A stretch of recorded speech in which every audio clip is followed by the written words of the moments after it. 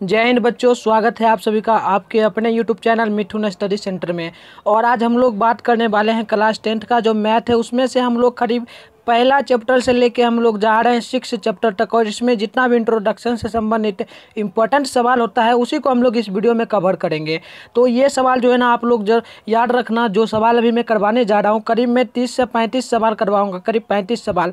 उसमें से डेफिनेटली आपके बोर्ड एग्जाम में, आप किसी भी बोर्ड एग्जाम से हो ना, आपको मैं गारंटी लेता हूँ इसमें से करीब 20 से 15, ठीक है, 20 से 15 जो क्वेश्चन है ना ऑब्जेक्टिव टाइप का, ये रहेगा आपके बोर्ड एग्जाम में, इसी वीडियो से रहेगा। तो आप लोग इस वीडियो को कंटिन्यू अंत तक देखना और समझने का कोशिश करना कि किस प्रकार से हम इसको शॉर्ट में हल करेंगे, क्योंकि हम ज़्यादा लंबा करेंगे तो उसमें आपको समझने में दिक्कत होगा, क्योंकि ऑब्जेक्टिव टाइप क्वेश्चन है तो 1 नंबर का है, तो उसको हम ज़्यादा हल नहीं कर सकते हैं।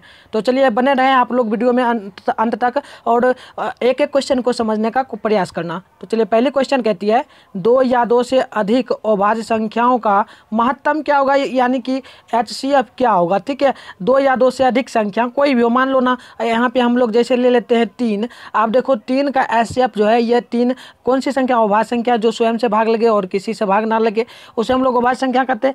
तो यहाँ पे हम लोग 3 को मान लो जैसे भाग देते हैं 3 से ही, तो 3 से भाग देंगे तो क्या कितना बार में कट रहा है, तो यह एक बार में कट जा रहा है। ठीक है, तो समझ में आया आप लोगों को। तो हम लोग किसी भी अभाज्य संख्या में भाग देंगे कितना से, 3 से, मतलब जो संख्या उसी से हम लोग भाग देते हैं तो एक ही हमेशा आएगा आंसर। आप जैसे एक और एग्जांपल ले लो, जैसे आपको मान लो 45 यहाँ ऑप्शन में दे देता, तो 45 नहीं, मान लो जैसे 11 आपको ऑप्शन में दे दे। ठीक है, समझना, 11 जैसे दे दे तो 11 पूछता कौन सी संख्या, तो अभाज्य संख्या है। और इसमें पूछ देता आपको 2 या 2 से अधिक संख्या है, तो इसका मौसो क्या होगा, 11 का मौसो क्या हो सकता है। तो आप लोग याद रखना हमेशा, 11 में आप लोग यदि भाग देते हो 11 से तो एक बार में कटता है। तो आप लोग समझ गए, इस प्रकार का जो भी सवाल पूछे ना आपको कंटिन्यू बना देना है ईजी से। ठीक है, इस प्रकार का सवाल पूछता है, 1 से 2 सवाल इस प्रकार का बोर्ड एग्जाम में पूछा जाता है, तो आप लोग जरूर इस प्रकार से बना लेना। मुझे आशा है कि आप लोगों को समझ में आ रहा होगा। तो चलिए हम लोग बढ़ते हैं बिना टाइम गवाए हुए अगली क्वेश्चन की ओर। अगले क्वेश्चन आप लोग देखना, 2 नंबर क्या कहता है 2 परिमेय संख्याओं के बीच कितनी परिमेय संख्याएं हो सकती है। सिंपल सी बात है, 2 परिमेय संख्या हम जैसे मान लेते हैं, एक ले लेते हैं, यहाँ मान लो हमने 2 ले लिया, यहाँ मान लो 4 ले लिया। अब इस बीच में गैप है, तो आप लोग अंदाजा लगाओ, मान लो 2 है ना, तो इसके बीच में कितने परिमेय संख्या आ सकती है, परिमेय संख्या। तो परिमेय संख्या अनंत आ सकती है। कैसे आ सकती है, तो देखो जैसे मान लो यहाँ पर 2.1 हम ले लेते हैं, 2.2 ले लेते हैं, उसी प्रकार से हम बढ़ेंगे तो 3.1 लेंगे, 3.2 लेंगे। ठीक है, 4, और हमारा क्या इसी प्रकार से बढ़ते बढ़ते 3.33 कंटिन्यू बढ़ते रहेगा, यानी हम कहीं भी जा सकते हैं अनंत तक। तो इस प्रकार का सवाल भी पूछता है, तो आप लोगों को हमेशा याद रखना, इसका मान जो आएगा ना अनंत आएगा। ठीक है, तो ये सवाल भी डेफिनेटली पूछेगा, तो आप लोग कंटिन्यू इस प्रकार से बना लेना। ठीक है, इस प्रकार का सवाल जो भी दे, और इसी प्रकार से आपको दे मान लो यहाँ परिमेय दिया, अपरिमेय दे दे, कहे अपरिमेय संख्याओं के बीच, तो अपरिमेय भी मान लो जैसे हमने 3 ले लिया, 3 अपरिमेय संख्या है, 7 ले लो, 7 अपरिमेय संख्या है। अब इसके बीच हम लोग निकालें तो क्या इसके बीच हम निकाल सकते हो, क्या हो सकता है, अनंत हो सकता है। कैसे निकलेगा, 3.1, 3.2, ठीक है, और 3 पॉइंट ले लो, 4 पॉइंट ले लो ना, 4.1, 4.2, मतलब अनंत आएगा, अनंत डेफिनेटली बढ़ते रहेगा। ठीक है, कंटिन्यू बहुत अंक आ सकता है। तो अनंत, इस प्रकार का सवाल जो भी दे, तो आपको मुझे आशा है कि इस प्रकार का सवाल परिमेय अपरिमेय में पूछे कितनी परिमेय संख्या हो सकती है या कितनी अपरिमेय हो सकती है, आप बना लोगे। ठीक है, तो मुझे आशा है कि आप लोगों को समझ में आ रहा होगा। समझ में आ रहा है तो आप लोग जल्दी जल्दी वीडियो को भी शेयर करें, क्योंकि यह वीडियो काफ़ी इंपॉर्टेंट है और ये सभी काफ़ी इंपॉर्टेंट सवाल भी है। तो चलिए 3 नंबर सवाल देखिए। सवाल कहता है निम्नलिखित में कौन अभाज्य संख्या है। अभाज्य संख्या का मतलब क्या है, जो स्वयं से भाग लगेगा। तो देखो यहाँ पर कौन स्वयं से भाग लगेगा, तो 11 जो है ना स्वयं से भाग लगेगा और किसी अंक से नहीं लगेगा। ठीक है, तो आप लोग इस प्रकार का सवाल पूछता है जो स्वयं से भाग लगे। ठीक है, 4 ले लो, 8 ले लो, 8 में 2 से भाग देंगे कट जाएगा ना, इसमें 3 से देंगे तो 9 कट जाएगा, 15 में भी 3 से देंगे कटेगा, लेकिन 11 में किसी संख्या से अंक देंगे नहीं कटेगा, यानी स्वयं से ही लगेगा। तो हम लोग इसे क्या कहेंगे, अपरिमेय संख्या, अभाज्य संख्या। ठीक है, चलिए हम लोग 4 नंबर सवाल को देखते हैं। सवाल कहता है क्या, 2 संख्याओं में दिया है, 2 संख्याओं में मौसो दिया है हमको, एक 25 दे दिया है मौसो, यानी HCF हमें क्या दे दिया है, HCF हमें दे दिया है 25। सिंपल सी बात है, 25 से इस प्रकार का सवाल पूछता है। और LCM दे दिया है हमें कितना, तो LCM हमें दे दिया है कितना, तो आप लोग देखना 50। तो ये हमें दे दिया है, तो हमको क्या कहता है कि 2 संख्याओं का गुणनफल क्या होगा। तो सिंपल सी बात है, इस प्रकार का जो भी सवाल है आपको उतना हल नहीं करना है। यदि आप लोग इस प्रकार इसका हल करना चाहोगे ना, तो ये थोड़ा लंबा जाएगा, तो इसको हम उतना नहीं करेंगे, सिंपल सी करेंगे। तो हमें HCF दे दिया है 25, LCM दे दिया है 50। सिंपल सी क्या करो आप, 50 में यदि भाग दे दो 25 से, 25 से तो कितना और गुना कर दो, सिंपल सी आप यहाँ पे क्या करो 25 में गुना कर दो कितना से, तो 25 में, ठीक है हम लिख दे रहे हैं 25 में आप गुना कर दो 50 से, तो गुना करो तो क्या आएगा मान, तो मान जो सिंपल से आएगा हमारा 1250 आएगा। इस प्रकार का जो भी सवाल दे आपको बना लेना है, ठीक है, जो भी सवाल दे ये हमारा आंसर बी होगा। इसी प्रकार से आपको अंक देगा, मौसम में दे देगा मान लो 15 दे देगा, एचसीएफ की जगह एलसीएम की जगह आपको मान लो 10 दे देगा, तो दोनों को क्या करना गुना कर देना, मल्टीप्लाई करना, बस मान जो आएगा ना वही आप लोग लिख देना, क्योंकि ऑब्जेक्टिव टाइप क्वेश्चन में आपको इसी प्रकार से बनाना होता है। आप चलिए हम लोग देखते हैं 5 नंबर सवाल को। सवाल क्या करता है, निम्नलिखित में कौन अभाज्य संख्या मैंने क्या बताया जो स्वयं से भाग लगेगा, देखो 3 भाग लगेगा, 15 में 3 से भाग लगेगा, 12 में भी 3 से भाग लगेगा, ये नहीं होगा। आप चलिए आगे बढ़ते हैं। आप देखो 75 में भी हम लोग दे सकते हैं 5 से भाग, 3 से भी दे सकते हैं, लेकिन यहाँ पर जो 23 है ना 23 में हम लोग क्या कर सकते हैं, भाग किसी अंक से नहीं दे सकते हैं, स्वयं 23 से ही हम लोग इसको भाग देंगे, और 23 से ही भाग देंगे तो ये कटेगा, यानी एक बार में हमारा कटेगा। तो आप लोग याद रखना जो स्वयं से भाग लगे उसी को हम लोग क्या करते हैं अपरिमेय संख्या कहते हैं, और किसी से ना। एक से भाग लगे किससे, किसे एक से, और स्वयं से भाग लगे, और स्वयं से भाग लगे उसको हम लोग कहते हैं अपरिमेय अभाज्य संख्या, ठीक है। तो अभाज्य संख्या हमारी 23 हो जाएगी, ठीक है। तो आप लोगों को इसी प्रकार से बना लेना, क्योंकि ये सब सवाल पूछता है, हर साल पूछता है और हर एक बोर्ड में पूछता है। आप चलिए हम लोग देखते हैं 6 नंबर सवाल को। निम्न में कौन अपरिमेय संख्या है, बताइए तो अपरिमेय संख्या इनमें से कौन होगा। तो देखिए अपरिमेय संख्या सिंपल सी बात है, आप लोग जान सकते हो अपरिमेय संख्या हमसे पूछा जा रहा है, ठीक है। पाई होता है अपरिमेय संख्या, ठीक है, पाई भी अपरिमेय संख्या होता है, ये भी आप लोग याद रखना हमेशा। पाई का मान कितना होता है डिग्री में, तो 180 डिग्री के बराबर होता है। ये सब सवाल भी आपसे पूछा जा सकता है बोर्ड एग्जाम में। तो हमें यहाँ पूछा जा रहा है कौन अपरिमेय संख्या है, तो अपरिमेय संख्या क्या होगी, तो देखिए अपरिमेय संख्या हमारी सिंपल सी बात है, देखो यहाँ पे √3 जो है ना ये अपरिमेय संख्या होगी, ये रूट और कितना है √9 गुना √16, या कौन सी संख्या होगी अपरिमेय संख्या हमारी हो जाएगी, क्यों होगी, ठीक है, क्यों होगी तो मैं वो भी समझा देता हूँ। 6 नंबर का सवाल है ना, तो वो भी समझा रहा हूँ। देखो यहाँ पे हमें पूछा जा रहा है क्या, अपरिमेय पूछा जा रहा है, तो अपरिमेय पूछा जा रहा है तो सिंपल सी बात है, जाहिर सी बात है कि हम लोग इसे क्या कर सकते हैं, तो √3 है ना, देखो हम लोग क्या करेंगे, ये तो हमारी हो जाएगी कौन सी संख्या, तो ये सिंपल सी बात है कि हमारी परिमेय संख्या होगी, ठीक है। आपको पता होगा ये √3 का वर्ग कितना होगा 3, अब 16 का होगा 4, ठीक है, 4 हो गया, 4 गुना कितना 4 × 12, तो ये तो 12 तो परिमेय संख्या है, ये नहीं होगी हमारी। अब देखो हम लोग जांचते हैं और जांचते हैं 15, √15 का वर्ग हमारा कितना निकल के आएगा, √15 का देखो निकल के आएगा, साइड हमारा निकल के आएगा इधर मान लो 2 √2 आ जाएगा, ठीक है, ये आ जाएगा। लेकिन हमारा देखो यहाँ पर अपरिमेय पूछा जा रहा है ना, तो अपरिमेय सिंपल सी बात है कि हम लोग √3 को ले लेंगे, 5 नहीं होगा, √11 होगा, ठीक है, √11 आप लोग याद रखना, ठीक है। चलिए हम लोग देखते हैं, इस प्रकार का सवाल आपसे पूछा गया, ये सवाल तो देखिए डेफिनेटली आपको पूछेगा, ये सब सवाल पूछेगा आपसे। देखिए यूक्लिड विभाजन एल्गोरिथम में 2 धनात्मक पूर्णांकों में निम्न में किसको परिकलित करने की तकनीक है। सिंपल सी बात है, आपको इसमें कुछ नहीं याद करना है। यूक्लिड विभाजन से आप लोग यदि 1.1 में 1.1 का जो सवाल है शायद 1.1 या 1.2 का सवाल होगा वास्तविक संख्या में, उसमें आप लोगों ने देखा होगा यूक्लिड विभाजन के जरिए आप लोग क्या निकालते हो, तो आपको पता होगा इसके जरिए आप लोग HCF निकालते हो, ठीक है, HCF का मान निकालते हो, तो HCF मतलब मौसो, यानी मौसो हमारा हो जाएगा मान, ठीक है। आप लोग यूक्लिड विभाजन एल्गोरिथम का सूत्र बताओ तो क्या होता है, A बराबर क्या होता है आप लोग बताना, तो A बराबर क्या सूत्र होता है कमेंट करना आप लोग, मैं बता दे रहा हूँ। A बराबर होता है BQ, ठीक है, A बराबर होता है हमारा यूक्लिड विभाजन एल्गोरिथम का A बराबर होता है हमारा 4AC, ये मान आप लोग याद रखना, ठीक है। यूक्लिड विभाजन एल्गोरिथम का सूत्र हमारा होता है।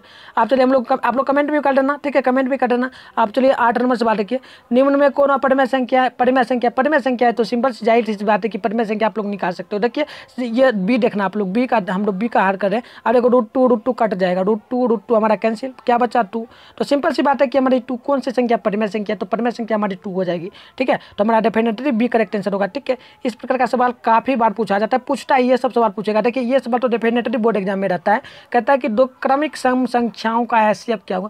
क्रमिक का अर्थ क्या होता है, तो क्रमिक का अर्थ होता है कि बढ़ते क्रम में, जैसे मान लो एक क्रमिक का पूछेगा, हमसे क्या पूछा जा रहा है, सम पूछा जा रहा है, तो सम है अलग बात। अब मान लो आपसे पूछा प्रथम क्रमिक पद का मान क्या होगा, प्रथम क्रमिक सम संख्या क्या होगी, तो प्रथम क्रमिक में जो आती है ना प्रथम क्रमिक में, तो वो हमारी आ जाती है A + 2D, इस प्रकार का मान होता है। ये सब आप लोग सब्जेक्टिव में पढ़े होंगे, कोचिंग में आप लोग पढ़ेंगे तो बहुत अच्छी बात है, नहीं पढ़ेंगे तो इस पर भी हम लोग वीडियो बनाने का प्रयास करेंगे, ठीक है।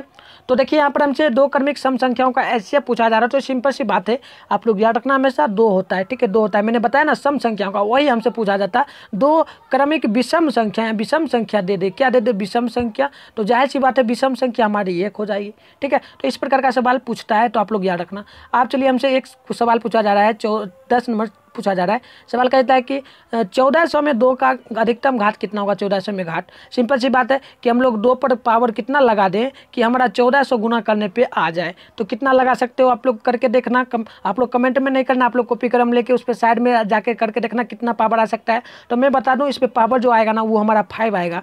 5 से यदि आप लोग 2 का गुना करते हो तो हमारा 1400 पूछ जाता है। ठीक है, तो आप लोग इस प्रकार से करके भी एक बार देख लेना, ट्राई कर लेना। ठीक है, तो चलिए हम लोग बढ़ते हैं आगे देखिए हमारी सवाल कहती है, एक एक सवाल को मैं धीरे धीरे बताने का कोशिश कर रहा हूँ, आप लोग वीडियो में बने रहे, सवाल को समझोगे तभी बोर्ड में बनेगा। क्योंकि मैं यहाँ पे 35 सवाल बताने जा रहा हूँ, मैं बता रहा हूँ एकदम इंपॉर्टेंट सवाल है। इसमें से 20 नहीं तो कम से कम 15 सवाल जो है ना पूछेगा तो पूछेगा। आप लोग गारंटी ले लो यार, आप लोग मैं कह रहा हूँ ना, आप लोग लिख के रखना इस वीडियो को, हो सके तो आप लोग डाउनलोड कर लो। ठीक है, और आप लोग देखना इसको एग्जाम टाइम में भी, और आप लोग अभी से ही जुड़ जाओ हमारे साथ, इसी प्रकार का आपको वीडियो भी मिलेगा। और ये सवाल एकदम डेफिनेटली आपके बोर्ड एग्जाम में फिक्स है कि पेपर में आ जाएगा। ठीक है, तो चलिए आप लोग बताना, निम्न में कौन अभाज्य संख्या है। अभाज्य संख्या सिंपल सी बात है, जो सम से भाग लगे और 1 से भाग लगे, तो यहाँ पे हमारा क्या होगा, सी करेक्ट आंसर हो जाएगा। ठीक है, आप चलिए हम लोग बढ़ते हैं अगली क्वेश्चन की ओर।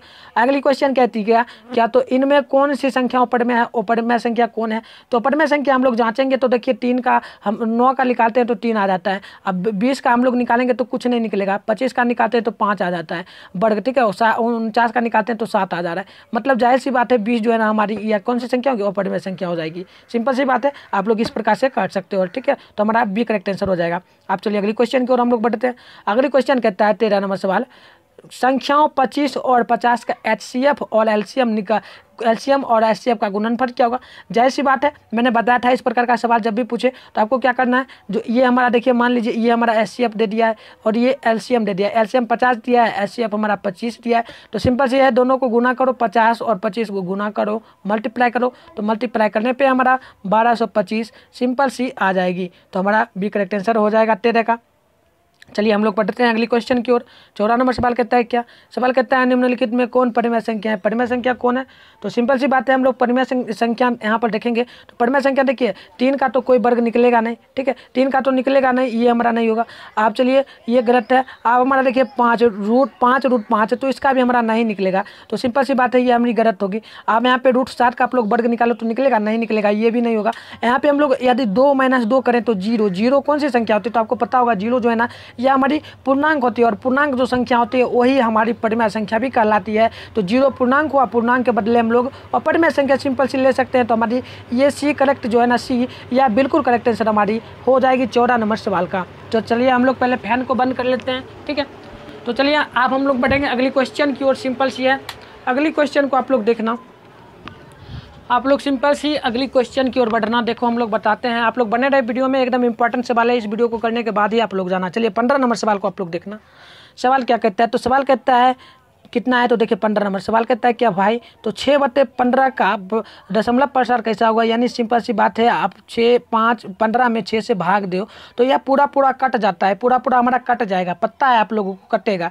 तो कटेगा तो कटने पर क्या होता है, तो ये कटने पर जो सब आंसर जो निकल के आता है ना भाई, वो आप लोग याद रखना, शांत। जो पूरा कट जाए भाग देने पर वह शांत, और जो नहीं कटे ना उसे वह शांत कहते हैं। और जो लगातार मान लो ना 2 है, 2 लगातार बढ़ते जा रहा है, 2 2 2 2 इस प्रकार से, तो उसे हम लोग आवर्ती कहते हैं। तो इस प्रकार का सवाल आपसे पूछता है तो आप लोग बना लेना। ठीक है, आप चलिए हम लोग बढ़ते हैं। कहता है क्या 16 नंबर सवाल, एपी दिया है 3 6 3 0 - 3 का सर्वांतर क्या निकालना है। तो सर्वांतर सिंपल सी बात है, देखिए हमारा सबसे पहले एपी दिया है ना, एपी 6 जो शुरू बलांक है, एपी हम लोग इसे ए पहले निकालेंगे, ए हमारा 6 हो जाएगा। अब हम लोग क्या करते हैं, सर्वांतर को हम लोग डी द्वारा सूचित करते हैं। पूछता है आप लोगों को सर्वांतर को हम लोग किस द्वारा सूचित करते हैं, तो डी द्वारा, इसे भी आप लोग याद रखना। तो हमें डी निकालना है, तो सिंपल सी बात है, हम लोग क्या करेंगे, ये दो पहला ये पद हमारा पहला होता है, ये दूसरा होता है। तो दूसरा पद में क्या करना है, पहला को घटाना है। तो हम लोग घटाएंगे तो चलिए क्या निकल के आया, -3 निकल के आएगा। तो -3 हमारा क्या होगा, आंसर हो जाएगा। तो चलिए बढ़ते हैं, ऑप्शन में शायद दिया हो, चलो दिया ही है, बी करेक्ट आंसर होगा। ठीक है, इस प्रकार का सवाल आपसे पूछेगा। और एक सवाल है तो इसका भी आप लोग हल करने का प्रयास करना। देखिए कहता है क्या, -1 -5 -1 3 7 ... के लिए सर्वांतर क्या होगा। तो आपका इसमें से पहले तो प्रथम पद क्या हो जाएगा, तो हमारा -5 हो जाएगा। प्रथम पद ये हमारा दिया -5 हमने ले लिया। अब हमें डी निकालना है, यानी सर्वांतर निकालना है। तो आप देखिए -1 द्वितीय पद में हम लोग प्रथम पद को घटाते हैं। तो -1 में हम लोग क्या करेंगे, घटाएंगे किसको, तो -5 को। तो -5 प्लस में तो माइनस में लेंगे। आप सिंपल सी बात है, -1 होगा यहाँ। अब देखिए माइनस माइनस क्या होता है गुना में, तो प्लस हो जाता है, आपको पता होगा। प्लस प्लस 5 हो गया, +5। अब यहाँ पर हम जो जब घटाएंगे -1 है और प्लस में 5 है, तो यहाँ पे हमारा 4 निकल के आएगा। क्या निकल के आएगा? तो 4 हमारा सिंपल से जाहिर सी बात है कि निकल के आगे आए, तो हमारा 4 यहाँ पे आंसर बिल्कुल करेक्ट आंसर हो जाएगा सी का। ठीक है, सी हो जाएगा हमारा। आप लोग याद रखना 17 का। ठीक है, चलिए हम लोग बढ़ते हैं अगली क्वेश्चन की ओर। आप देखिए सवाल कहता है क्या 18 नंबर सवाल कहता है निम्नलिखित में कौन एपी में रहने का कंडीशन बता दूं। एपी में रहने का कंडीशन क्या है कि बराबर अंक आना चाहिए, मतलब गैप। जैसे मान लो यहाँ 2 दिया है, 2 दिया है, यहाँ 4 दिया है, 6 दिया है। अब देखो आप लोग यहाँ पे इसमें देखो हम लोग जब द्वितीय पद में 2 को घटाते हैं तो यहाँ पे 2 बच रहा है, सिंपल सी बात। यहाँ पर भी हम लोग क्या कर रहे हैं कि यहाँ 6 में से 4 को घटाने 2 बच रहे हैं, यानी कि कंडीशन क्या है कि बराबर अंक बीच में आना चाहिए घटाने पर, तो वो हमारा एपी में रहता है। तो आप लोग करके देखो तो यहाँ पर कौन हो सकता है, तो जाहिर सी बात है यहाँ पे हमारा जो आंसर निकल के आएगा वो मैं बता दे रहा हूँ, वो होगा हमारा सी। कैसे होगा तो वो भी करके दिखाई दे रहा हूँ आप लोगों को। देखो हम लोग क्या कर रहे हैं, माइनस द्वितीय पद यहाँ ये है ना, इसमें आप लोग घटाओ तो -6 में -10 दिया तो माइनस घटाना तो माइनस लगता है, और -10 है तो -10 को ऐसे ही दे देंगे। अब देखिए हमने जब घटाया तो क्या निकल के आया, ये देखिए माइनस में तो -6। अब ये माइनस माइनस क्या होगा, प्लस होगा, -6 और ये माइनस माइनस हमारा प्लस, और 10 है तो 10 हमने ले लिया। तो क्या बीच में यहाँ पर कितना अंतर, ये माइनस में 6 तो घटा तो यहाँ पे प्लस में 10 है तो 4 बच गया, 4 आया गैप। अब हम लोग क्या करेंगे, इसमें से घटाते हैं, -2 को घटाते हैं 6 से, तो -2 को घटाएंगे यहाँ पे -2, और यहाँ पे क्या दिया -6, तो माइनस तो इसमें आता है सूत्र के जरिए, और -6 तो -6 हमने ले लिया। आप सिंपल सी बात है, -2 बचा तो -2 को हमने लिया, और माइनस माइनस प्लस है तो प्लस हमने ले लिया। ठीक है, और 6 तो 6, अब घटाइए तो क्या -2 और प्लस 6 में से घटेगा तो ये 4 आएगा, यानी कंडीशन क्या 4 आ गया। एक और है बचा हुआ तो इसको ले लो, 2 है तो हमने 2 ले लिया। अब देखिए माइनस तो आता है सूत्र के जरिए हमने लिया, 2 है तो -2 तो -2 हमने ले लिया। अब हमने घटाया तो क्या हुआ, देखिए -2, ये माइनस माइनस प्लस, और यहाँ पे हमारा 4। कंडीशन क्या आया, तो बीच में हमारा अंतर आ रहा है कितना, तो हमारा कंडीशन यहाँ पे क्या है, तो माइनस यहाँ पे 2 दिया है ना, चलिए यहाँ पे 2 दिया, 4 हमारा कंडीशन आ रहा है। तो देखिए माइनस माइनस यहाँ पे हमने 4 क्यों दे दिया भाई, ये सिरे तो गलत हो जाता है ना। चलो हमने 4 दे दिया था, कोई नहीं। देखो यहाँ पे हमने क्या दिया, -2 है तो 2 हमने ले लिया, सिंपल सी जाहिर सी बात है। आप देखिए माइनस माइनस प्लस हो गया, 2 है तो 2 हमने 2 को जोड़ा 4, यानी सिंपल सी बात है कि हम इसमें से गैप जब भी किया, यहाँ पर भी हमारा 4 आ गया, यहाँ पर भी हमने गैप किया तो 4 आ गया, यहाँ पर भी हमने गैप किया तो 4 आ गया। तो सिंपल सी बात है, जहाँ पे बीच में घटाने पे समान अंक आ जाए तो उसी को हम लोग क्या करते हैं, तो ऑपर एपी करते हैं। तो इस प्रकार का जो भी सवाल एपी का आप लोग कर लोगे, आप लोग कमेंट करके बताना, ठीक है, कर लोगे, मुझे पता है आप लोग कर लोगे। इस प्रकार से मैंने समझाया तो हो ही जाएगा, और इस प्रकार का सवाल पूछता भी है। तो चलिए हम लोग बढ़ते हैं 19 नंबर सवाल को। कहता है कि यदि एपी का सामान्य पद हमें दिया है, कितना सामान्य पद दिया है 3n + 5, तो इसका सार्वंतर क्या होगा। तो भाई मैं पहले बता दूं, ये 19 नंबर जो सवाल है ना, एकदम इंपॉर्टेंट सवाल है। इसको तो मैं कहूँगा आप लोग अभी समझ लो, आपको बाद में जरूरत ही नहीं पड़ेगा, क्योंकि यह सवाल पूछता है, एकदम पूछता है, हर एक साल पूछता है। आप लोग किसी भी क्वेश्चन, आप लोग किसी भी साल का क्वेश्चन उठा लो, आप लोग जाना घर में और देखना, आपके पास किसी भी प्रकार का बुक हो, बीबीडी हो, क्वेश्चन बैंक हो, कुछ भी हो, मॉडल पेपर हो, आप लोग ले लेना। 2008 से लेके, ठीक है, 2008 से लेके 2022 तक का क्वेश्चन मिला ना मैथ का, उसमें से देखना 2022 तक का, ठीक है, देखना ये सवाल एकदम पूछा ही जाता है। तो मैं इसको शॉर्ट ट्रिक से बताने का प्रयास करूंगा आप लोगों को, जिसे याद रहे। देखिए इसको मैं उतना हल नहीं करूंगा, लंबा चल जाएगा। लंबा करने की क्या जरूरत है, तो सिंपल से हम लोग कर सकते हैं। क्या कर सकते हैं, तो देखो पहले तो 3n ले लो, 3n और प्लस में 5 होता है, हमने 5 ले लिया। आप देखो कंडीशन यहाँ पे हमने 0 कर दिया, ठीक है, 0 कर दिया तो कंडीशन क्या हो रहा है, तो मैं बताता हूँ। देखिए सबसे पहले तो आपको याद रखना, ये जो अंक दे देना सबसे अंत बड़ा 3n में जो अंक दे दे, उसी को आप लोग हमेशा समझना क्या होता है, तो यही हमारा क्या होता है, तो सामान्य पद होगा। ठीक है, क्या होगा, सामान्य पद होगा। तो इस प्रकार से आप लोग याद रखना, ठीक है, याद रख सकते हो, नहीं तो हल भी करना चाहो तो कर सकते हो आप लोग। 3n + 5 बराबर 0 ले लो, और हम लोग क्या करेंगे 3n, ठीक है, 3n, और इसको बराबर में इधर जाएंगे तो माइनस में 5 आ जाता है। तो आप लोग ये कर लोगे, इतना कर लोगे, ठीक है, कुछ नहीं है। आप देखिए ये क्या है, गुना में इधर आ जाएगा तो भाग में आ जाएगा 3, भाग में आ जाएगा 3। तो इस प्रकार से ना करो ना, इसमें करने में मतलब लंबा चल जाएगा। क्यों करोगे, ऑब्जेक्टिव टाइप में पूछा, ये सब्जेक्टिव में थोड़ी पूछता है रे, नहीं पूछता है। ठीक है, तो आप लोग क्या याद रखना, सिंपल सी कंडीशन याद रखना। 3n जो है ना, सबसे पहले आप लोग इस पद में जो शुरू बड़ा पद है ना, इसको ले लेना, 3n है, 3n ले लेना। आप n को आप लोग क्या करना, कैंसिल कर देना, n को छोड़ देना, समझना n है ही नहीं, ठीक है ही नहीं। 3 जो बचा ना, 3 को ही आप लोग याद रखना हमेशा, 3 जो है ना, 3 को देखना, उसी को याद रखना। चलो एक सवाल बताता हूँ, इस पे एक सवाल देता हूँ, इस पे आप लोग हल करके बताओ। तो जैसे मान लो यहाँ पे 5n दे दिया है, और प्लस में 7 दे दिया है। और एक है आप लोग हल करना, कमेंट करना, आप लोग कमेंट करते जाओ क्या होगा इसका समानुपात। एक और दे रहा हूँ आपको 6n दे रहा हूँ, प्लस में 9 दे रहा हूँ, इसका भी आप लोग कमेंट करना। एक दे रहा हूँ आपको 7n, प्लस में दे रहा हूँ आपको 10। आप लोग इसका समानुपात होता है, इसका समानुपात क्या होगा 7 होगा, इसका क्या होगा 6 होगा, इसका क्या होगा 5 होगा। इस प्रकार का जो भी सवाल है ना भाई आप लोग बना लोगे, ठीक है। तो ये सवाल समझ में आए नहीं आप लोग कमेंट करके जरूर बताना, ठीक है। तो चलिए हम लोग बढ़ते हैं अगली क्वेश्चन की ओर। अगली क्वेश्चन है, यदि किसी समांतर श्रेणी का nवां पद हमें an प्लस b दिया है तो हमें उसका पदांतर निकालना है। तो पदांतर निकालने का कंडीशन क्या है, तो आप लोगों को याद होगा ये सूत्र, आप लोगों को याद होगा समांतर श्रेणी का, वो सूत्र हम अभी बताएंगे भी आगे बढ़ के क्वेश्चन में। तो आप लोग याद रखना इसका जो मान होता है ना, तो इसका मान पदांतर में यदि ABCD के अक्षर में मान पूछे पदांतर, तो पदांतर हमारा b होगा, ठीक है। ये सवाल वैसे पूछता नहीं है लेकिन फिर भी बता दिया हूँ, ये नहीं पूछता है उतना लेकिन बता दिया हूँ, ठीक है, इसलिए उतना उसको समझाया भी नहीं। आप चलिए किस नंबर से बात देखिए, कहता है 1 4 7 10 डॉट डॉट के लिए 18वें पद का मान निकाले। तो हम लोग 18वें पद का मान निकालने के लिए क्या करेंगे, सिंपल से देखना आप लोग समझना, मैं सिंपल से निकाल देता हूँ। देखिए प्रथम पद यहाँ पे हमें a दिया है 1 और हमें d दिया है कितना, तो d में क्या करते हैं, द्वितीय पद में हम लोग को प्रथम पद को घटाते हैं। तो चलिए d में हम लोग घटाते हैं, d लिख लेंगे 4 - 1, तो हमारा निकल के क्या आएगा भाई, तो निकल के आएगा 3, यानी कि हमारा सर्वांतर d निकल गया है 3 और प्रथम पद निकल गया 1। तो हमें 18वां पद निकालना था। 18वें पद के लिए हम लोग क्या करते हैं, तो 18वां पद है ना, तो 18वां पद के लिए हम लोग सिंपल सी जाहिर सी बात है, आप लोग पढ़ेंगे तो आपको याद होगा, हम क्या करते हैं 1 घटा के लिखते हैं, a प्लस यहाँ पे दिया है 18 ना, तो 18 की जगह हमने a लिखा ना, इसीलिए घटा के लिख देते हैं 17d। तो अब मान हम लोग रखेंगे, यहाँ पे हम लोग मान रखते हैं, दूसरा कलर करके समझाते हैं जिससे आप लोगों को दिक्कत ना हो, ठीक है।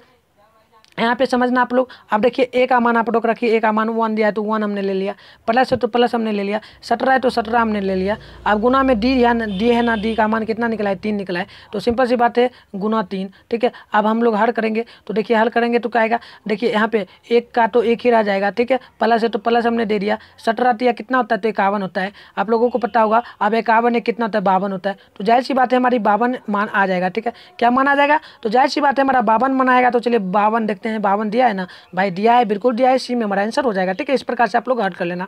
अब चलिए एक और क्वेश्चन आता है, इसी में कहता है क्या, यदि एपी का प्रथम पद हमें ए दे दे और पदांतर डी दे दे तो nवां पद का सूत्र क्या था, मैंने सूत्र भी आपको बताया था ना, आगे आएगा क्वेश्चन में। तो हमें सिंपल सी बात है सूत्र निकालना है कि किसका, तो पद्मा का सूत्र निकालना होता है, ठीक है। मतलब कोई मान लो पदांतर दे दिया उसका मान निकालने के लिए, तो इसका सूत्र क्या हुआ, तो संबंध क्या होता है, सिंपल सी बात है, ए दिया है ना, एक हमें ए दिया है, एक डी दिया है, तो ठीक है। और हमें nवां पद का मान निकालना है। nवां पद का मतलब क्या है, तो nवां पद अभी हमने क्वेश्चन में पीछे का क्वेश्चन में किया था, मान निकाला था 18वां पद। तो 18वां पद का सूत्र मैंने क्या बताया था, तो डिफिनीशन मैंने बताया था वहाँ पे, हम ए और एक जो अंक है ना उसको घटा के लिखते हैं। तो इसका सूत्र क्या बनता है, तो सूत्र जाहिर सी बात है क्या होगा, तो सूत्र जाहिर सी बात है हमारी क्या होगी, ए प्लस ब्रैकेट में होगा 1 minus D n minus 1 into D, यानी कि ये हमारी मान क्या होगी, हो जाएगी। सूत्र आप लोग याद रखना, ठीक है। पदांतर का nवां पद का सूत्र आप लोगों से पूछे एपी में, तो आप लोग याद रखना। आप चलिए हम लोग बढ़ते हैं 31 सवाल की, 33 की सवाल कहता है -10 -6 -2 और दिया है 2 डॉट डॉट में 74 कितना है, 34वें पदों का मान निकाले। 34वें पदों का मान निकालना है, तो 34वें पदों का मान निकालना है, तो सिंपल सी मान की ये सूत्र पर हम लोग हल करेंगे। ये सूत्र है ना, इसमें हम लोग हल करेंगे, तो a plus n minus 1 into D. तो हमें चलिए लिखाते हैं। सबसे पहले तो हम लोग देखते हैं यहाँ पे हमें a दिया है कितना, तो a दिया है 7, समझने का कोशिश करना। और d हम क्या करते हैं, द्वितीय पद में प्रथम पद को घटाते हैं, तो यहाँ पे हम लोग घटाएंगे 7 - 2 और यहाँ पे 7 - 2 हुआ, तो यहाँ पे घट के क्या आया, तो 5 आ गया। तो हमें क्या आया, d आ गया 5, a आ गया 2। तो हमें निकालना है क्या, तो जाहिर सी बात है हमें 10वां पद निकालना है। 24वां सवाल में आ गया, पीछे का सवाल था ना, हाँ चलो ये सवाल था हमारा। तो जाहिर सी बात है हमें निकालना है क्या, तो 34वां पद। इसके लिए कंडीशन, इसका सूत्र क्या होता है, तो a और प्लस होता है, ठीक है, प्लस और होता है ब्रैकेट में n माइनस 1 इंटू डी। तो जाहिर सी बात है हमें nवां पद निकालना है, तो हम a का मान रखेंगे। a का मान कितना आया था, तो हमने मान a का निकाला था, और यार इसमें से निकालेंगे, उस निकालने ना। चलो a का मान तो हमें यहाँ -10 दिया, तो -10 ले लेंगे। जाहिर सी बात है प्लस है तो हमने प्लस ले लिया, n है तो n की जगह हमें कुछ नहीं लिखना है, 1 - n - 1, ठीक है। अब हम ब्रैकेट करेंगे, आप लोग यहाँ पे मान निकालो। तो देखो हम क्या बताए थे, डी का मान निकालने के लिए हम लोग क्या करते हैं, तो द्वितीय पद में प्रथम पद को घटाते हैं। -6 है और -1 आएगा, यहाँ पे -10 है तो -10 हमने दे दिया। इस प्रकार से आप घटाएंगे तो यहाँ पे मान जो निकल के आएगा माइनस, ये देखो ये माइनस माइनस प्लस हो जाएगा, +10 हुआ, +10 में हम लोग घटाएंगे -6 को तो 4 आ जाएगा, तो 4 हमारा डी का मान आ गया। तो आप सिंपल सी बात है हम लोग क्या कर सकते हैं, तो कुछ नहीं करेंगे, सिंपल सी जाहिर सी बात है हम लोग इसे क्या कर सकते हैं, इधर डाल सकते हैं। ठीक है, इसको यहाँ पे -10 है तो -10 लिख दो, प्लस है तो प्लस। अब एन को गुना करो इसे किससे, 4 से, तो 4n हो जाएगा, 4n हो गया, सिंपल सी बात। -1 को हम लोग करेंगे 4 से गुना तो -4 हो जाएगा, -4। आप देखो यहाँ पे क्या हो रहा है, एन को छोड़ो, -10, ये -10 और -4 कितना हो जाएगा, तो जाहिर सी बात है ये हमारा हो जाएगा कितना, तो 14 हो जाएगा, -14 और -14 यहाँ पर बचा है कितना, तो हमारा 4n। तो इस प्रकार से लिखो, यहाँ पे काट दे रहे, -14 आया था हमारा और हमारा प्लस में कितना है, तो प्लस में आया 4n। ठीक है, प्लस में आया 4n। अब हम लोग क्या करेंगे, जाहिर सी बात है हम लोग n को यहाँ पे चूंकि में करके n को लिख सकते हैं इस प्रकार से। इस प्रकार से हम लोग, अरे भाई ये क्या हो रहा है, चलो n को यहाँ पे हम लोग लिख सकते हैं, n को लिख लिया। अब क्या करेंगे, तो जाहिर सी बात है हम लोग यहाँ 4 है तो 4 हम ले लेंगे भाई, सिंपल सी बात है, क्या लेंगे, 4 ले लेंगे। रुको यहाँ नहीं होगा, चलो कितना था, -14 है। ठीक है, और प्लस में था 4n, प्लस में 4n। आप क्या करो, तो इसको आप चाहो तो इधर उठा के ले सकते हो, यहाँ पे 0 ले लो, 0 सिंपल से हमने ले लिया, कोई नहीं दिक्कत नहीं, समझना आप लोग। ठीक है, अब हम लोग क्या करेंगे, तो जाहिर सी बात है 4n को यहीं रहने देंगे। ठीक है, 4n। आप देखिए ये प्लस में ना, इसको बराबर को उधर जाएंगे तो माइनस में था प्लस में चल जाएगा। आप कुछ नहीं है, आप लोग यहाँ पे x बराबर इसको 14 कितना कर सकते हो, 2 कर सकते हो ना। आप लोग का काट दो तो कितना 7 आ गया ना, 4 है ना 4, तो 7 कितना आ जाएगा, 2 हो जाएगा। यानी कि हमारा n का मान क्या है, 7/2।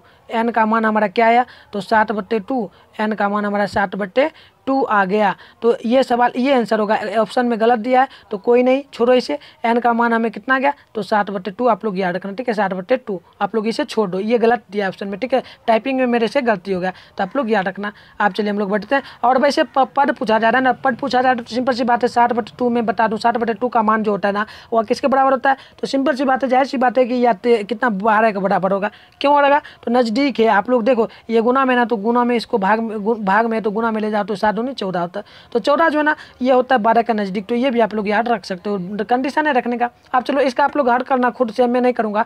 सवाल कहता है क्या, समांतर श्रेणी में दिया है 2, 7, 12 डॉट का 10वां पद निकालना, तो चलो मैं निकाल ही देता हूँ। ए का मान यहाँ पे सबसे पहले तो हमें 2 दे दिया है, डी का मान हमें क्या निकालना नहीं है। ठीक है, चलो डी का मान हमें निकालना नहीं, हम निकालेंगे नहीं, बता दिए कितना बार। तो डी का हम लोग जब मान निकालेंगे ना, 7 में से 2 जाएगा तो हमारा 5 निकल के आ जाएगा, 5। अब हमें 10वां पद दिया तो 10वां पद यहाँ पे हम लोग निकालेंगे, 10वां पद निकालेंगे तो हमको पता है ए, और इसका कंडीशन होता है +9d। अब हम लोग 9d है तो ए का मान हम लोग रख देंगे सिंपल सी 2, और यहाँ प्लस है तो +9 है तो 9 है 9 गुना डी का मान हमें 5 दिया तो 9 × 45, 45 दो कितना होता है, तो 45 दो हमारा हो जाता है 47।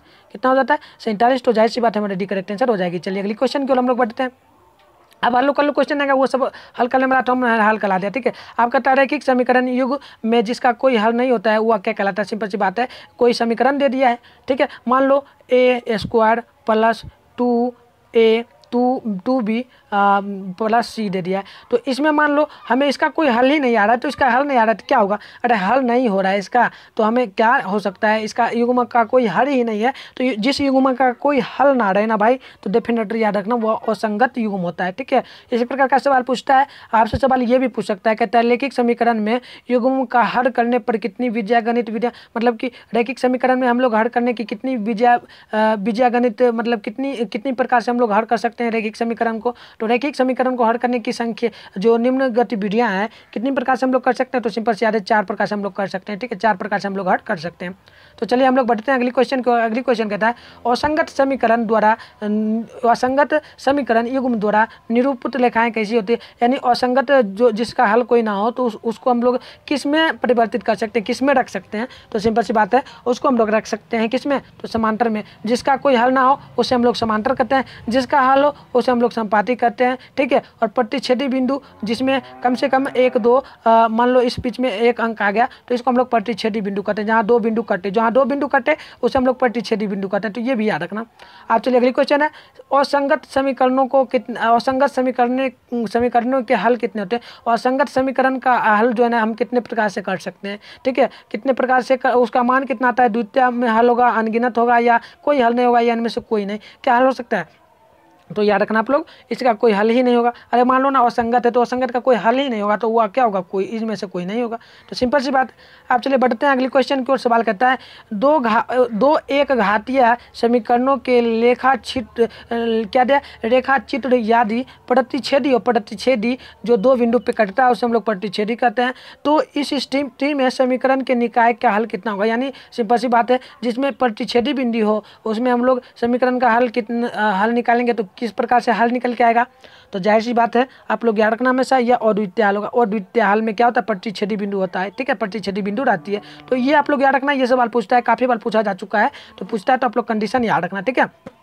चलिए हम लोग बढ़ते हैं अगली क्वेश्चन की ओर, टाइम बिना गवाए हो, क्योंकि टाइम बहुत ज़्यादा लंबा वीडियो होता जा रहा है, ठीक है। तो सवाल देखिए, सरल रेखाएं x माइनस वाई बराबर 0 दिया है, सरल रेखाएं x माइनस वाई बराबर क्या दिया है 0 और दिया है x प्लस वाई बराबर 0। तो प्रतिच्छेद बिंदु के निर्देशांक क्या होंगे। तो जाहिर सी बात है हमें क्या दिया है, तो एक दिया है x प्लस वाई और दिया है x प्लस वाई बराबर 0। तो इसका प्रतिच्छेदी बिंदु क्या होगा। तो सिंपल सी बात है आप लोग याद रखना कंडीशन, इसका कंडीशन होता है 0/0। क्या होगा, 0/0, यानी सी हमारा करेक्ट आंसर होगा। कैसे होगा, तो देखो हम लोग करते हैं इसका हल। तो देखिए हमें दिया है कितना, ये समीकरण है ना, x माइनस वाई बराबर दिया है 0 और एक हमें दिया है x प्लस वाई बराबर क्या दिया है, तो 0। अब हम लोग मान लो यहाँ पे माइनस लगा दें, माइनस लगेगा ना, यहाँ प्लस है तो माइनस लगेगा, माइनस कटे कटा क्या कटा 0 बराबर क्या है 0 चूंकि 0 मान आ गया हमारा डी, तो सी, ठीक है। इस प्रकार से आप लोग याद रखना कंडीशन। आप चलिए हम लोग बढ़ते हैं अगली क्वेश्चन। सवाल करता है एक रैखिक समीकरण के घाट कितने, एक रैखिक समीकरण में घाट कितने होते हैं। तो सिंपल सी बात है, रैखिक समीकरण में घाट 1 होते हैं। जैसे ए है ना, ए पे पावर देखो कुछ नहीं दिया तो 1 हो सकता है, तो 1 घाट होता है, ठीक है। रैखिक समीकरण में हम लोग 1 घाट याद रखते हैं, ठीक है, एक हमें याद रखना है, ठीक है। 31 का आप लोग याद रखना, ठीक है, 1 होता है हमारा, ठीक है। इस प्रकार से आप लोग याद रखना, पूछता है ये सब सवाल। आप चलिए सवाल ये हमारा है, सवाल एकदम इंपॉर्टेंट है, 32 नंबर सवाल कहता है त्रिभुज ABC या PQR समरूप त्रिभुज है। सिंपल सी बात है, एक ये त्रिभुज है, एक ये त्रिभुज है, दोनों समरूप है, दोनों क्या है, समान है, ठीक है, दोनों समरूप है, ये याद रखना समरूप है। तो हमें दे दिया है क्या, एक दे दिया है त्रिभुज ए में दिया है हमको 42 डिग्री और आर में दिया है 80 डिग्री, तो हमें बी का मान निकालना है। तो चलिए हम लोग, हमने तो ये जान लिया कि समरूप त्रिभुज है दोनों, ठीक है, हमने ये जान लिया। तो हम लोग किसी एक त्रिभुज को लेके चलते हैं। यहाँ पे मान लो त्रिभुज यहाँ बना लेते हैं, यहाँ मान लो ए है, ये हमारा मान लो बी है, ये हमारा आर है, ठीक है, आर है। तो देखिए ए का मान क्या दिया है, तो 42 डिग्री, तो 42 डिग्री हमने ले लिया। आप चलिए अब यहाँ आर का मान दिया 80 डिग्री, तो हमने 80 डिग्री ले लिया। हमें क्या निकालना है, तो हमें भाई निकालना है बी का मान, बी का मान निकालना है। तो जाहिर सी बात है हमको क्या याद रखना है, देखिए हमको याद है, चलिए हम लोग यहाँ पे लिखते हैं, आपको याद होगा तीनों डिग्री का, ठीक है, त्रिभुज में तीनों डिग्री का मान 180 डिग्री के बराबर होता है। यानी हम लोग क्या करेंगे ए प्लस बी प्लस आर ले लेंगे। अब हम लोग क्या करेंगे, इसका मान 180 डिग्री होता है, तो 180 डिग्री हमने ले लिया। अब ए और बी का मान कितना है, तो ए का मान दिया है हमें 42 डिग्री, तो सिंपल सी 42 डिग्री प्लस है, तो प्लस बी का मान दिया है हमको 80 डिग्री, तो 80 डिग्री हम लोग ने ले लिया। अब हमें बी का मान नहीं दिया, बी का तो निकालना है ना, चलो बी का निकालना है, तो बी को वैसे ही हम लोग छोड़ेंगे, बी को वैसे ही हम लोग छोड़ देंगे। और आर का मान हमें दिया है कितना, 80 डिग्री, 80 डिग्री, तो 80 डिग्री हमने ले लिया। अब 80 और 42 डिग्री को जोड़ो तो आप लोग कितना होता है, तो 80 42 हमारा सिंपल सी बात है, यह हो जाता है 2 हो गया 8 4 12, यानी 122 डिग्री होता है। तो 122 डिग्री बराबर हमारा यहाँ दिया 180 डिग्री, तो 180 डिग्री में हम लोग क्या करेंगे, यहाँ आया 122 डिग्री, ठीक है, और बराबर में हमारा आया कितना, तो बराबर में आया हमारा 180 डिग्री। अब हम लोग क्या करेंगे तो कुछ नहीं करेंगे, हमारा बी भी इधर मान आया था, बी मान आया था, हम बराबर प्लस में बी था, ठीक है, प्लस में बी है, तो हमें बी निकालना है। तो हम लोग क्या करेंगे, बी को वैसे ही छोड़ेंगे और हम लोग क्या करेंगे 180 लेंगे, ठीक है। और ये जो आया ना 122, इसको माइनस में बराबर को उधर ले जाओगे तो माइनस में आ जाएगा। तो सिंपल सी बात है, बी का मान क्या निकल के आया, तो बी का मान निकल के आ गया हमारा कितना, 52 डिग्री, जब हमने घटाया 58 डिग्री, ठीक है। तो चलिए 58 डिग्री यहाँ पे हमारा दिया है। तो इस प्रकार से आप लोग हल कर लोगे, ठीक है। समझ में आया है नहीं क्वेश्चन, आप लोग कमेंट करके भी जरूर बताना। चलिए अगली क्वेश्चन को हम लोग देखते हैं।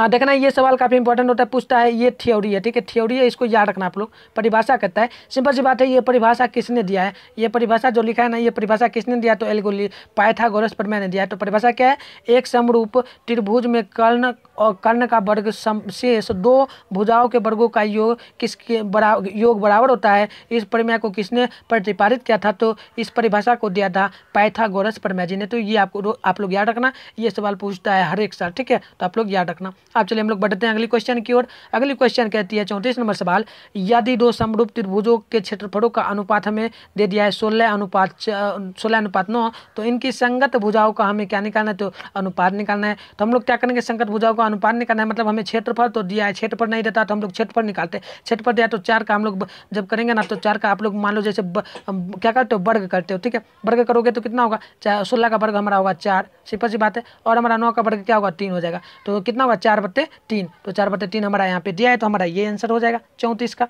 ठीक है। 34 का हमारा बी करेक्ट आंसर होगा, बी नहीं होगा भाई, थोड़ा सा बात समझना आप लोग। यहाँ पे हमें संगत भुजाओं के अनुपात जो है ना, इसकी संगत भुजाओं का अनुपात दे दिया है, संगत मतलब कि उलट पुलट दिया है, समरूप त्रिभुज में दिया है तो उलट देना है, सिंपल सी बात है, हम उलट देंगे कोई नहीं, हमारा कितना आया तो 4 कितना है 4:3 आया, 4:3, तो हम लोग इसको पलट देंगे तो 3:4 इसको हम लोग लिख सकते हैं, तो सिंपल बात है, ये हमारा बी करेक्ट आंसर होगा, ठीक है।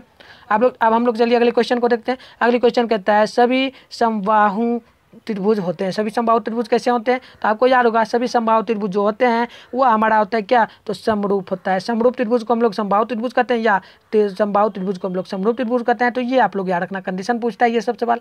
चलिए हम लोग लास्ट क्वेश्चन की ओर बढ़ते हैं। लास्ट क्वेश्चन है, इसको करने से पहले आप लोग जल्दी से एक शेयर कर देना, वीडियो को जाने से पहले एक शेयर करके जाना, और साथ में हमारे चैनल पर नहीं तो चैनल को सब्सक्राइब करना और वीडियो को लाइक कर देना, और हमारे ग्रुप में अभी तक आप लोग ज्वाइन नहीं होते, ये हमारा नंबर है, नंबर दे रहा हूँ आपको 6009696095, इस पर आप लोग कॉन्टैक्ट करना। आपको ग्रुप में डेली PDF का जितना भी मटेरियल्स होता है आपको फ्री में दिया जाता है, फ्री में दिया जाता है, तो आप लोग कमेंट करना, तो आपको फ्री में नोट्स दिया जाएगा, ठीक है, फ्री में नोट्स जो है ना ग्रुप में आपको सेंड किया जाता है व्हाट्सएप ग्रुप में, तो आप लोग नंबर पर मैसेज करना, आप लोगों को ज्वाइन कर दिया जाएगा, ठीक है, ग्रुप में आपको ज्वाइन हम कर देंगे, आप लोग मैसेज करना। आप चलिए बताइए सभी वर्ग कैसे होते हैं, सभी वर्ग होते हैं, सभी वर्ग क्या होते हैं, तो आपको याद, सभी वर्ग भी समरूप ही होते हैं, ठीक है, तो आप लोग याद रखना।